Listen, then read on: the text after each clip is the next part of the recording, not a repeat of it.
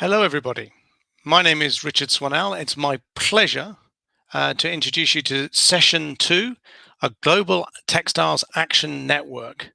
This session is all about discussing how the Global Textiles Action Network can actually drive change and reduce the environmental impact of clothing, not just in one country, but around the world, and build momentum towards reducing the impact of clothing and putting us on a trajectory towards net zero.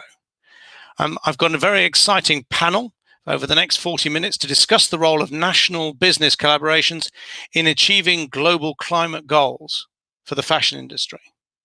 So just to give you an idea who's going to be joining us over the next 40 minutes, it's my pleasure to introduce Juliet Lennon, Project Manager at Ellen MacArthur Foundation, Jonas Edda Hansen, Public Affairs Director from the Global Fashion Agenda and Copenhagen Fashion Summit, Marie Busch, Head of CSR and Sustainability at the Danish Fashion and Textiles Association, Lauren Bartley, Head of Sustainability and CSR at GANI, and finally, our Head of International Development at WRAP, David Rogers. We are really privileged and delighted to be joined by such an experienced international panel, all deeply familiar with the challenges faced by the sector, and also how they might be addressed. And so, without further ado, David, please can you tell us more about WRAP's Global Textile Action Network and its launch in Denmark? Over to you, David. Thank you, Richard, and thank you, everybody, for joining us. I'm delighted to tell you about the Textiles Action Network and the work that WRAP is going to do around the world to tackle the textile industry and fast fashion. Those of you who joined earlier will have heard that WRAP has been working successfully through the Sustainable Clothing Action Programme to tackle the issue of sustainable fashion in the UK. And we're now moving on to tackling the issue of fashion through circularity and globally aligned action, which has the real power to make a substantial difference to the world.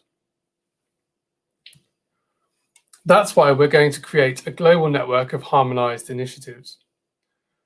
We're going to build on the success that we've seen through our networks of support to the Plastic Pact, the Ellen MacArthur Foundation Plastic Pact around the world, and to voluntary agreements on food around the world. The Textiles Action Network will bring together businesses and governments from all around the world to share knowledge and to tackle the issue of circular fashion together. And I'm very happy that our first project outside the UK is going to be in Denmark. We have a long history of working with Danish partners, and we're very pleased and proud to announce the support of the Loudest Foundation. We're very grateful to the Global Fashion Agenda, to LDC, and for the kind words of Minister Lea Wermelin. The fashion industry, we'll know, is made up of a number of large international brands and retailers, but is predominantly made up of smaller national and local retailers and brands. But we all face the same global challenges. That's why we decided that what was needed to tackle this was a series of national implementations of a set of globally agreed targets and actions, and the ability to address specific issues.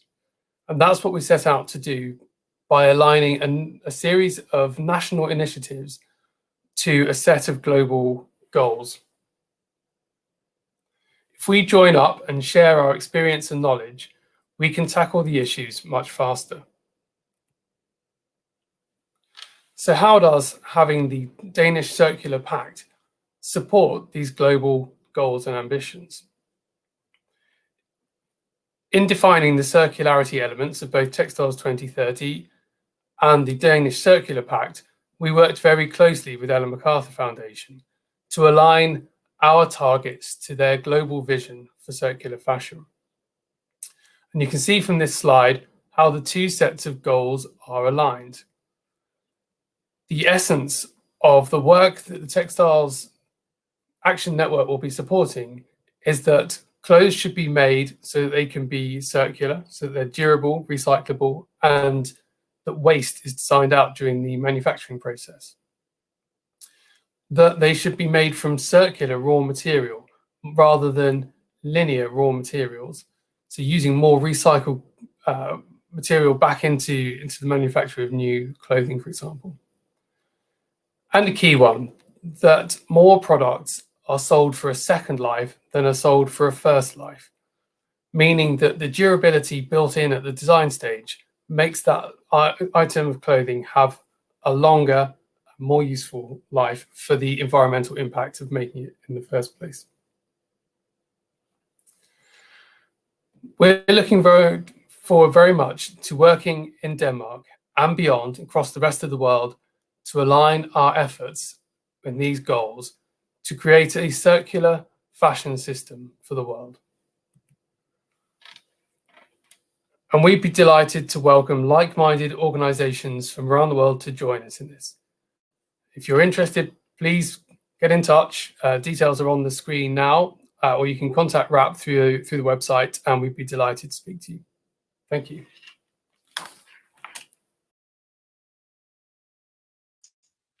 Thank you very much indeed, David. That's fantastic, and we are looking forward to working with as many countries as possible around the world. It's now my pleasure to bring our panel up onto stage. So if we could just bring everybody up on stage, please. Juliet, Jonas, Marie, Lauren, and of course, David. Well, welcome everybody. Thank you again for coming along today and finding the time to speak to us about how we can make fashion more sustainable. What I'd really love to do is to start with you, Juliet, and actually just ask you, the Ellen MacArthur Foundation has been driving circularity through the Plastics Pact, and that's something we've been doing very closely with RAP, and make fashion circular. How would you describe the impact from these collaborations? Thanks, Richard. And hi, everyone. So at the Ellen MacArthur Foundation, our mission is to accelerate the transition to a circular economy driven by design. So eliminating waste and pollution, keeping products and materials in use, and regenerating natural systems. And we work with businesses, governments, and academia across material flows, like you just mentioned, from plastics to food and finance to fashion, to build a framework for an economy that is restorative and regenerative by design. And thinking about plastics specifically, today through the New Plastics Economy Global Commitment and the network of plastics pacts around the world, there are over 1,000 organizations committed to building a circular economy for plastic. And it's been quite a journey. The first pact to join the Ellen MacArthur Foundation's Plastics Pact network was the UK Plastics Pact, which was developed in collaboration with and is led by RAP. And since then, the network has continued to grow. So today there are 10 plastics pacts in 21 countries across Africa, Europe, North America, and South America, and they are all working to tackle plastic waste and pollution at its source, exchanging knowledge and best practices around the world to accelerate this progress. And each of these pacts is a pre-competitive platform of industry-led innovation. So you bring together all the local stakeholders across the plastics value chain, working towards this vision of a circular economy for plastic, ambitious 2025 targets to get there, and they publicly report on the progress they make every year. And how we get there looks different from Chile to South Africa or Portugal to the US, because every country is different, starting from a different baseline, but through shared ambition, combined expertise, and collaboration, the plastics pacts are implementing local solutions. And in fact, today, there are more than 40 collaborative working groups and local pilots in pacts around the world, bringing together businesses, governments, and NGOs to develop and implement on-the-ground solutions. So that might be exploring solution pathways for packaging that's not recyclable today, or it might be scaling reuse in their local market. And if you think about these new business models like reuse, they're being really actively explored in the pacts through the launch of innovation prizes and events in South Africa, Chile, Portugal, all building local momentum for this upstream innovation and collaborative solutions. So The plastics packs are really on this journey. There's not one simple solution or quick fix, but we see the packs taking action, identifying opportunities, overcoming roadblocks to scale solutions that no single organization can tackle alone. And just briefly thinking about fashion for a moment,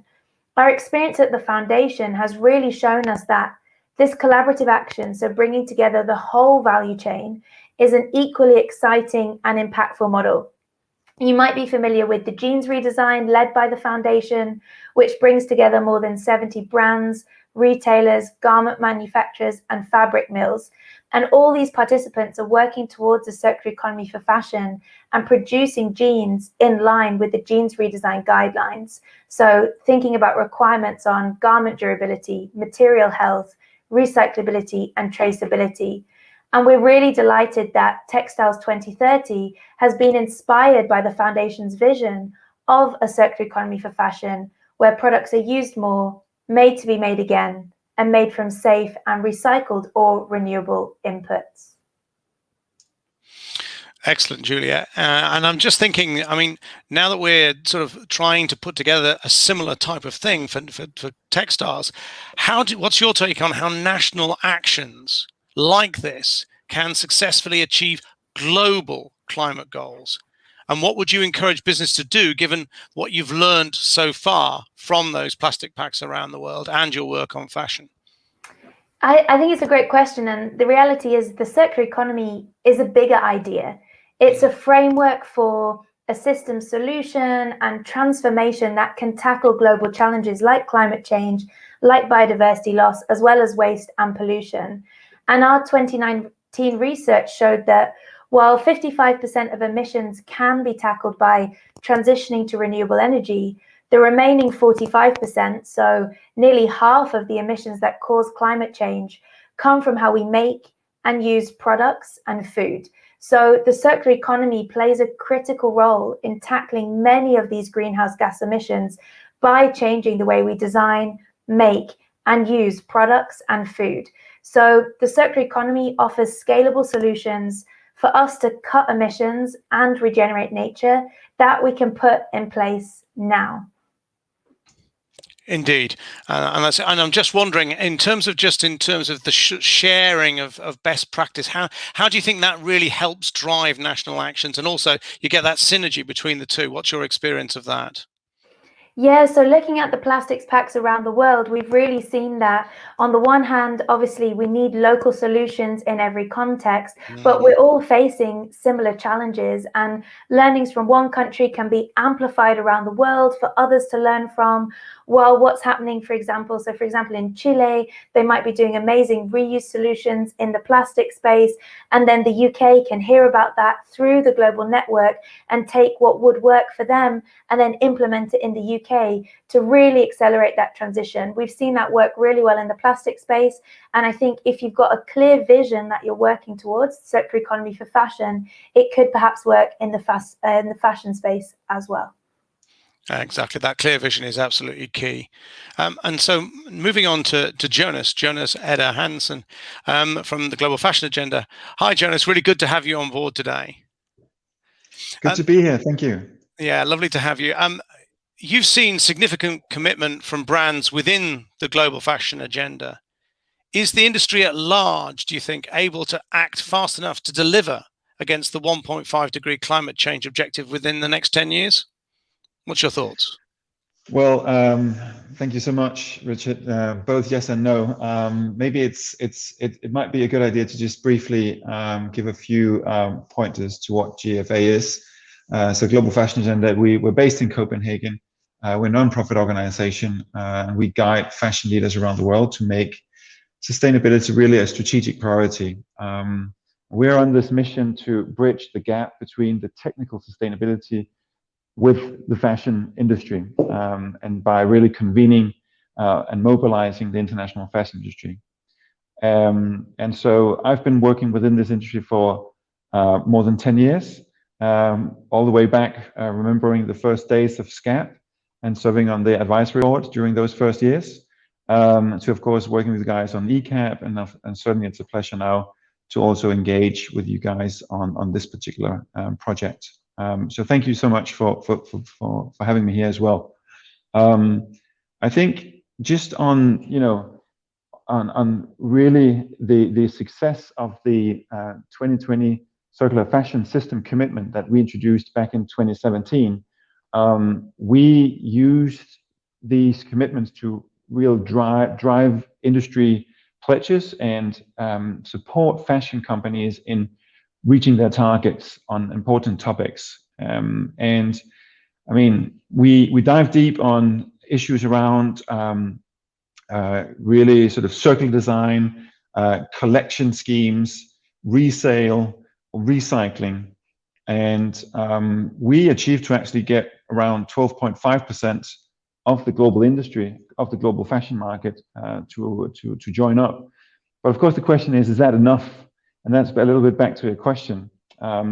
I'd say, I mean, we've continued the efforts around these commitments, and we're now driving specific focus on one of those action points that we addressed with the 2020 commitment, which is specifically focused on recycled content. So it's very much about taking and guiding both brands and retailers, but also working with manufacturers, working with solution providers, and that's what we're doing with this particular project called the Circular Fashion Partnership, that is really focused on making sure that we capture and collect and sort post-production textile waste in Bangladesh, really with the goal to make sure that there's even more recycled content for our industry to tap into, and make sure that nothing goes to waste. So very well in line with also what I've heard here today. And just to be able to also tap into a question, I think it's just, I mean, it's of course important to mention that there's so much going on. And I think we've already heard from the great project that Julia briefly mentioned around the Jeans Redesign project by Ellen MacArthur Foundation's Make Fashion Circular, and really great work with the Global Vision that's put a lot of, I say, yeah, ease to a lot of different minds that we're seeing, you know, lots of different definitions coming out, but certainly here's one collective framework, you might say, or vision that different projects can work toward. And I think, I mean, I could go on. There's a lot of other projects, of course, accelerating circularity, PACE's action agenda towards circular economy, fashion for good, and so on and so on and so forth. But I think the real problem there is that it's more or less the same 150 companies that are active in all of these different initiatives, which is not really enough to talk about the whole industry. So back to your question about, I mean, is the industry able to act fast enough? And yes, on the one side, I believe that the industry is able to, but it really requires a lot more companies to take real action. And that's why I think this particular project is really sort of core to actually making this happen. David talked about the small and medium-sized enterprises. And I would say, I mean, it's no longer enough that circularity initiatives cover, let's say, 10 to 20% of an industry. It should rather be 10% who are not part of the transition. And I still think that there's a long way to go there. But I think that we definitely, with this particular project, we have a good idea also in terms of how we can actually get more small and medium-sized enterprises on board, as well as larger, to get them to join the agenda. And so maybe just one final point to make here as well, in terms of how do we make companies and the industry as a whole transition quicker, is really also the other element of this particular project is to also make sure that there's a collaboration with governments. And so maybe, I mean, this is something I could, of course, speak a little bit more to, but I'm also aware of time. But yeah, please. Yeah, yes, Jonas, and I think some key points you made there. I mean, the importance of getting the whole sector involved, and this is where actually it's been really delighted that so many have joined Textiles 2030, which is a great start, and it shows that it is possible to get up to sort of high levels of participation. But I also completely agree with you that importance of government and having government as a partner in here is also key. And I'm just wondering, just very briefly, I mean, what do you think is needed just to help fashion brands to join up and move at the necessary pace? How can we? What's your thoughts on that? Right. So basically, that's actually also very much part of our mission, and I think it's about making sure that there is the top management support, and really also speak directly to top management. And that's why we've created something called the Fashion CEO Agenda, which is basically a set of priorities that we believe is the main areas to focus on if you want to increase your sustainability performance as quickly as possible. So there are 5 main priorities that we believe, and of course circularity is in there as one of those aspects, and of course also coupled with a number of social elements, as well, as if we consider the full sort of sustainability perspective. And this is really key, to make sure that this speaks to a language that CEOs, top executives understand. And so it's really about making sure that more companies come on board, but also the ones who are already engaged and are working on this are also going to be, leading the way and inspirational, and continue to be front runners. And finally, I think it's really about making sure that the industry is key, or is really going to work directly with policymakers. And I think that's why we've been working for a number of years now together with the Sustainable Apparel Coalition, Federation of European Sporting Goods Industry, Textile Exchange, ZEC, and set up the Policy Hub, specifically focused on how we can unite the apparel and footwear industry to speak with one voice and propose policies that accelerate circular practices, and primarily with a focus on Brussels for now, because so much is going on within the EU, of course also in the UK. But really, I think that's a key issue to get to the interaction engagement between policymakers and the key industry players. Yeah. Thanks very much, Jonas. And now moving on to Marie Bush from the Danish Textiles Association. Good afternoon, Marie. Really lovely for you to have you here. Thank you, and good afternoon. Great to be here. And my first question to you is it necessary to have voluntary agreements like this? I mean, building on what Jonas has just said, should not governments be the ones to hold businesses to account on sustainability, for example? Yes. And yes, we definitely do voluntary agreements or voluntary initiatives like this. But yes, we also need to have businesses governments hold businesses accountable. If we are to reach the Paris Agreement targets, and if we are to reach the targets of the UN Industry Fashion Charter for Climate Change, we need to use work smartly. We need to use all the tools and methods that we have at hand, because otherwise we won't succeed. As has been highlighted in the previous sessions, the climate changes are happening, and they are happening far too fast. So we need to work collectively together in order to make the changes. And we, from Danish Fashion and Textile, we hope that by such an initiative like this, with binding voluntary agreements or voluntary binding agreements, we will have a possibility to have an impact. Firstly, on the actual participating brands, because they will work towards improving their way of working, reducing CO2 emissions, etc. But also because there will be a spillover effect, you can say, in terms of also inspiring other brands, both in Denmark and beyond, to also get on board and work with this agenda. So that's why we support an initiative like this, and I'm very pleased to see and happy to see that RAF has decided for Denmark to be a pilot. And just a small comment on the role of governments, as has already been highlighted and indicated by Jonas. We are seeing a lot of regulation coming from the EU in terms of regulating business behavior in this area of sustainability and responsible business conduct. And I think what we're seeing is a change of tone of voice, in the sense that previously CSR, corporate responsibility, has been seen as something that should be promoted through voluntary initiatives. But now we see more and more issue or regulation coming in terms of regulating business behavior within this space.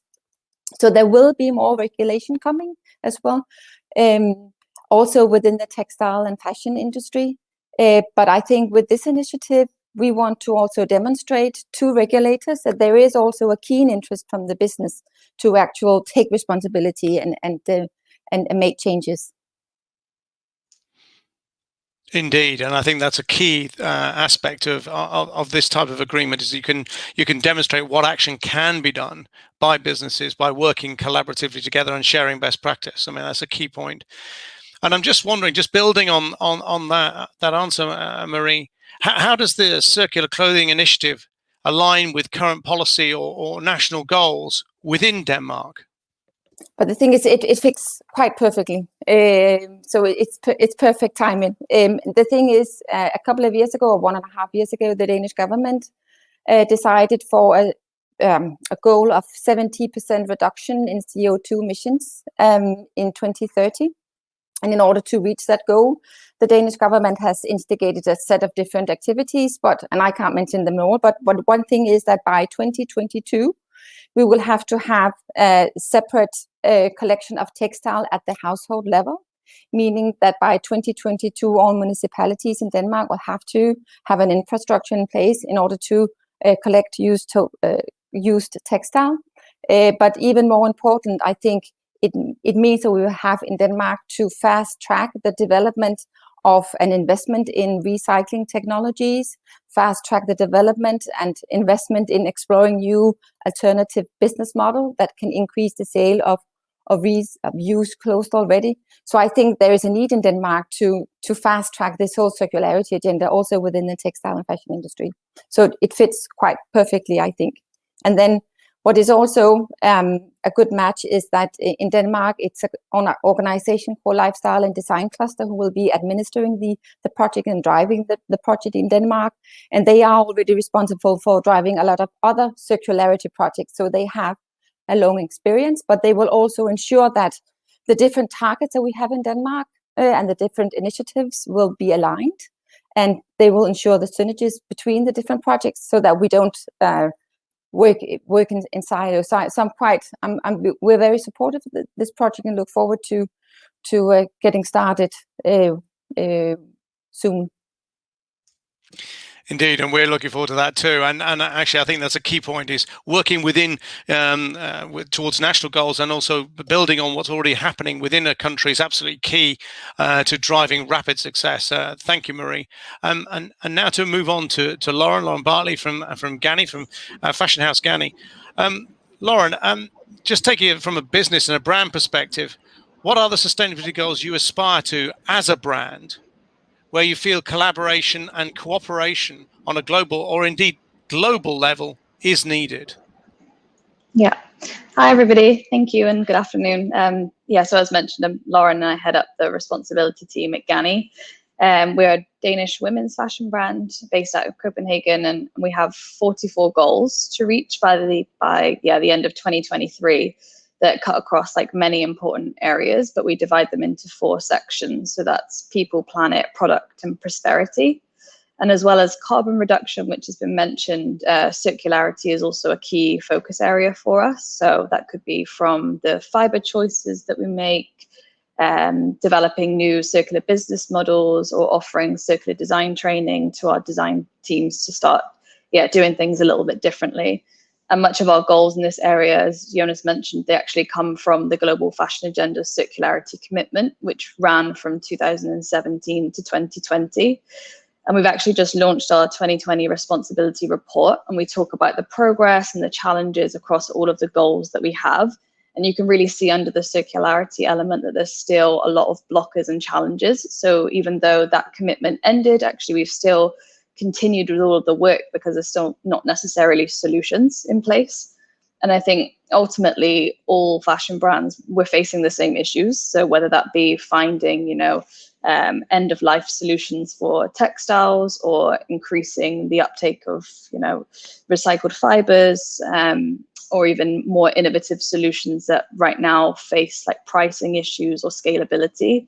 And I think what's important to say is that these things we can't tackle alone as GANI, or one organization alone can't tackle them. So collaboration is super important, not only in Denmark, but these are global issues. So we need to face them together. Yes, exactly. And that's sort of building on what Juliette said. This is a system-wide change that we're after. And therefore, yes, we can think about a system within Denmark and within the European Union, but it actually, as Jonas said in his response, it's much broader than that when you're thinking about global change. So I do think, I agree, system-wide change is key if we need to think about the global as well as the local. And then just building on that then, from your perspective as a brand, what are the characteristics of an effective collaboration for the fashion industry? And who would you like to be involved as part of this initiative? Yeah, that's a good question. So we're part of 3 global commitments, one on plastics, one on circularity, and one on carbon. And I think the thing that stands out to me personally is that typically these like charters or pledges, 90% of the group is made up of the fashion brands, or like the same brands that Jonas mentioned. And actually, these issues, as you've mentioned, they're systemic level issues, and therefore it's not something that's going to be solved by just the fashion brands. And so we need more intermediaries, we need more governmental support, completely agreeing with what's already been mentioned. Support with legislation and investments for startups trying to tackle these solutions. And I think we also, in the context of circularity, we also really need to hear from the recycling facilities and have their voice in this conversation, because I feel like sometimes they're a little left behind.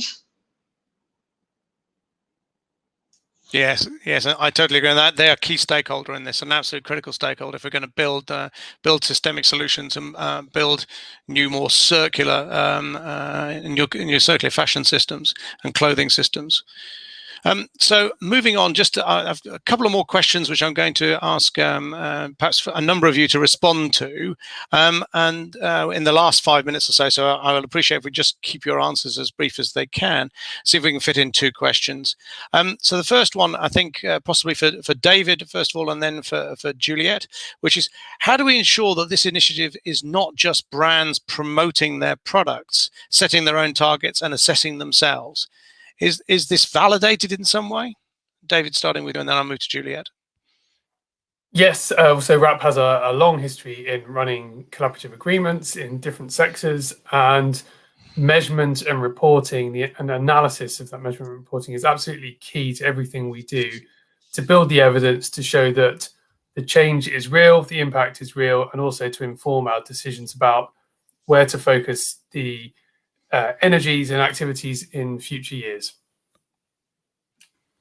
Yeah, and happy to build on David. Absolutely, just taking the plastics packs as a specific example, a lot of care has actually gone into designing them to make them as robust and transparent as possible. So every industry, be that plastic packaging manufacturer, brand, retailer, waste manager, recycler, and government signatory is required to not only commit to the vision and the targets, but then transparently report on the progress they make every single year.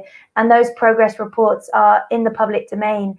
And to take a very quick example, the UK Plastics Pact, the first one, has published their baseline report, their first year progress data, and we can see real quantitative progress being made towards their targets, not only on increasing recycling rates, increasing recycled content, but also the amount that's invested into new technologies to sort and recycle packaging, or also increase those recycling rates as well. So absolutely. And exactly, Julian, I think that transparent reporting is absolutely key to this, and this is a whole agenda to show real progress towards the goals. And so if I could just fit in one final question then, and I'm going to start with Lauren and then hand it over also to Marie and then Jonas to finish up. what do you think are the challenges for multinational brands in implementing global goals across a number of additional national contexts? So, Lauren, if I start with you, and then I'll move on to Marie. But that multinational brands, how do they?